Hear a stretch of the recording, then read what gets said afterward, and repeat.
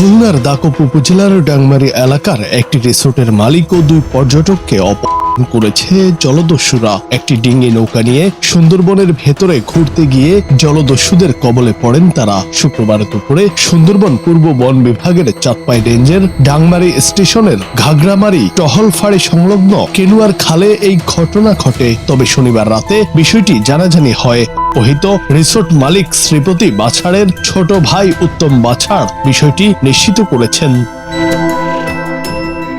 Resort owners association of সুন্দরবনের এক নেতা নাম প্রকাশ না করা শর্তে শনিবার সন্ধ্যায় গণমাধ্যমকে বিষয়টি নিশ্চিত করেছেন। তিনি বলেন, অপহৃত ব্যক্তিদের উদ্ধারে তারা আইন শৃঙ্খলা রক্ষাকারী বাহিনীর সঙ্গে অভিযানে আছেন।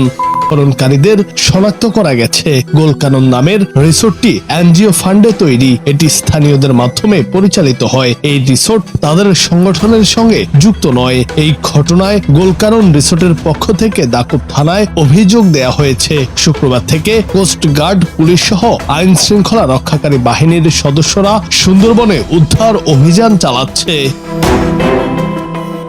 বন বিভাগ ও স্থানীয় সূত্রে জানা যায়, ডাংমারি এলাকায় গোলকানন নামের একটি রিসোর্টে ঢাকা থেকে 5 পর্যটক ঘুরতে আসেন। পর্যটক সহ মোট 7 জনকে নিয়ে একটি ডিঙি নৌকা শুক্রবার দুপুর 12টার দিকে ভ্রমণের উদ্দেশ্যে সুন্দরবনের খালে প্রবেশ করে। এর কিছু পরেই মাসুম বাহিনী নামের একটি জলদস্যু দল তাদের মারধর করে 3 জনকে অপহরণ করে নিয়ে যায়। অপহরণের পর মুক্তিপণ হিসেবে মোটা অঙ্কের অর্থ দাবি করা হচ্ছে। তবে কত টাকা চাওয়া হচ্ছে সে বিষয়ে নিশ্চিত করে কেউ কিছু বলছেন না।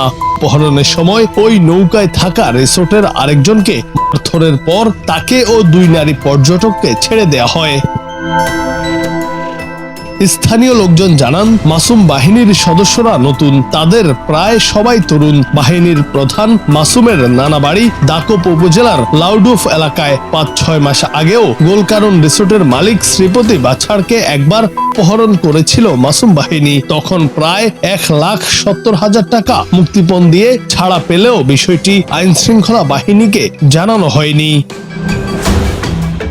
খুলনার দাকপ থানার ওসি মোহাম্মদ আতিকুর রহমান বলেন, অপহৃত ব্যক্তিরা হলেন 2 পর্যটক মোহাম্মদ সোহেল ও জনি এবং রিসোর্টের মালিক শ্রীপতি বাছাড়। তাদের উদ্ধারে থানা, নৌ পুলিশ ও কোস্টগার্ড যৌথ অভিযান চালাচ্ছে। জুনায়েদ আহমেদ, বাংলা টিভি।